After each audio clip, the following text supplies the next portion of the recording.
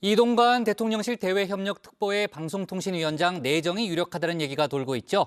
야당은 이 특보가 MB정부 시절 언론 장악에 앞장선 인물이라며 임명을 반대하고 있는데요.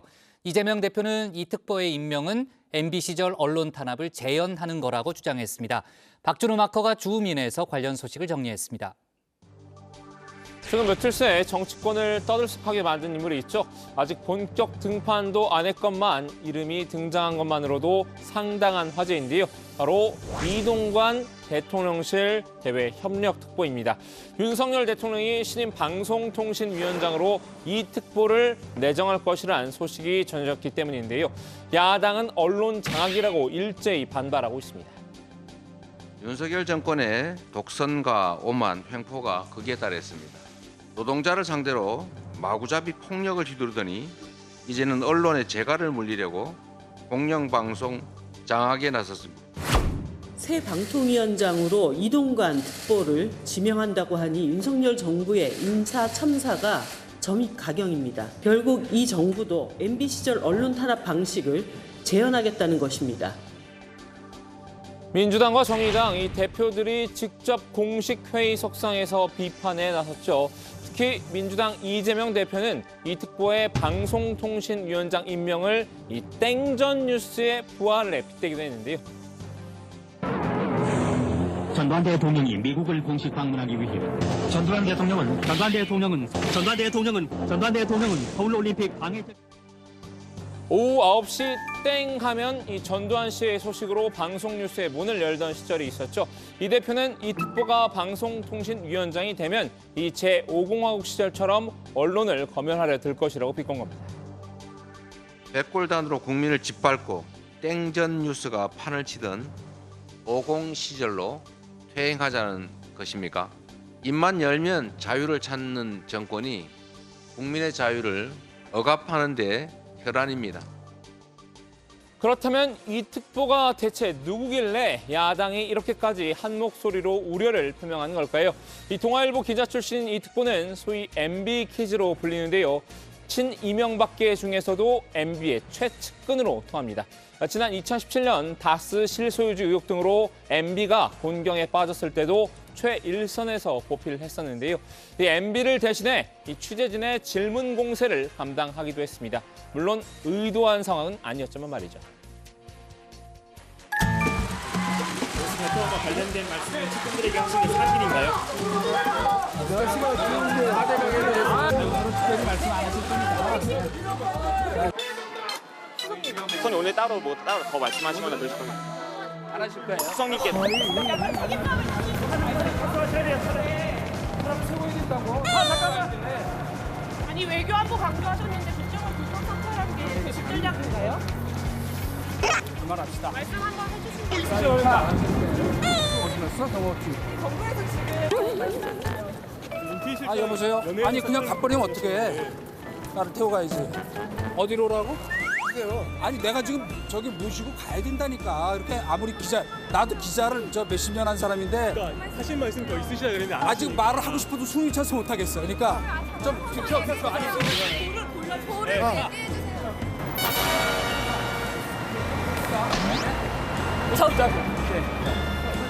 아니 피하려고 그러는 게 아니고 지금 저 다른 일 때문에 저기 있는데.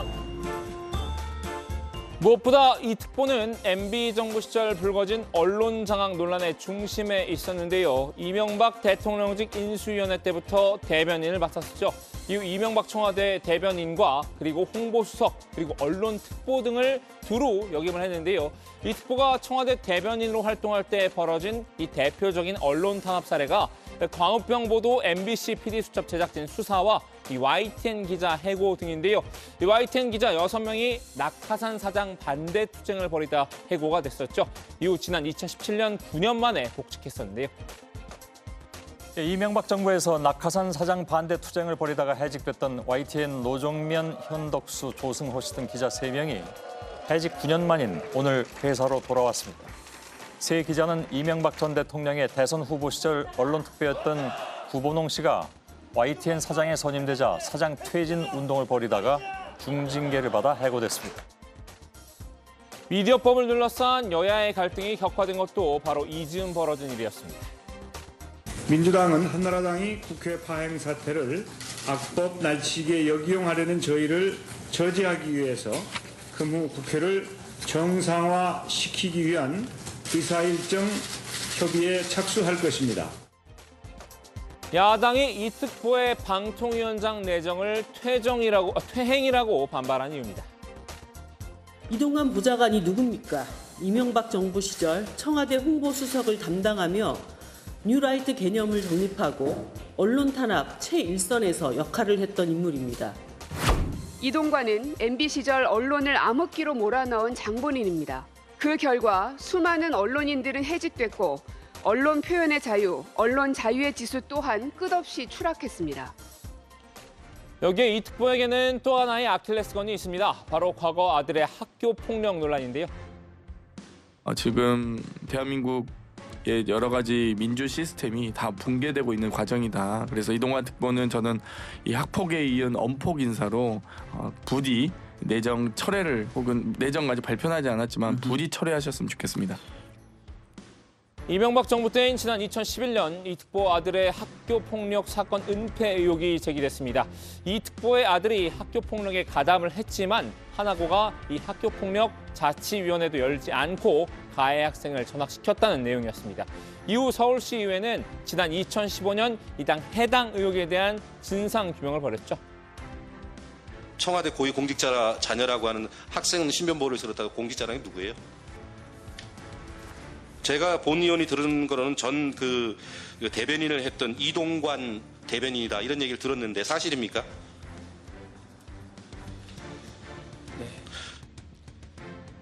서울시 교육청의 하나고 특별감사에서 이 학폭 은폐 의혹은 사실로 드러나기도 했는데요.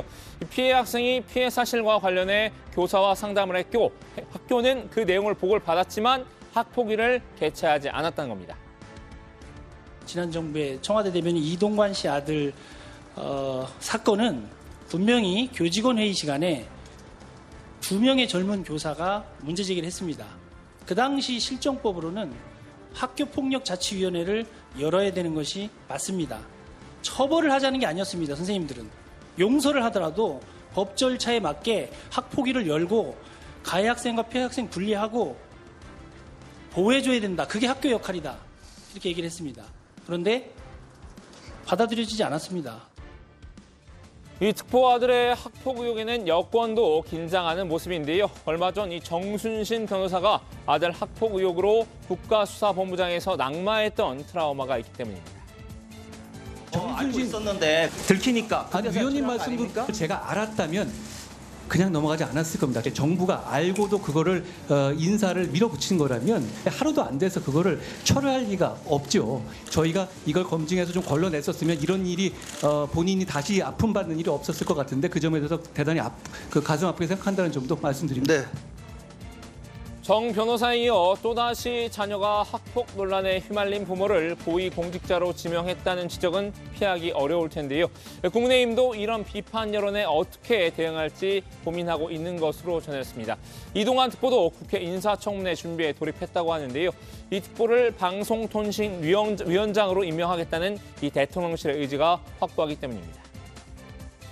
대통령 지지율이 10%대로 추락하더라도 이동관 특보를 방통위원장에 지명하겠다는 듯이 확고하다. 이런 소문이 여의도 정치권에 돌고 있습니다. 네. 자, 오늘은 이동관 대통령실 대외협력특보에게 줌인해봤습니다. 윤석열 대통령, 이 야당의 반발이나 국민의 염려에 줄곧 아랑곳하지 않는 태도를 보여왔는데요. 이번에도 정면 돌파와 인사 강행이라는 강수를 택할 것으로 보이죠. 오늘 줌인은 이 보수 진영 인사인 조원진 우리공화당 대표가 윤 대통령에게 건네는 조언으로 대신하겠습니다. 올바르지 않습니다. 이동관 전 홍보수석, MB 정부 때 홍보수석, 그런데 홍보 미디어 위원장도 하고 또 특보도 하고 했잖아요. 지금 특보도 하고 공정성 시비에 말릴 수밖에 없다. 예. 전 방통위원장을 공정성 문제 때문에 정리한 상태잖아요. 네. 후보로 만든다. 네. 그것은 인사청문회에서 또 아들 학폭 문제 이런 것도 걸려가 있는 것 같은데. 네. 신중해야 된다. 아하. 만약에 그런 공정성, 공정과 상식의 대통령 아닙니까? 예. 그런데 공정성에 벗어난 방통위원장 후보를 내세운다?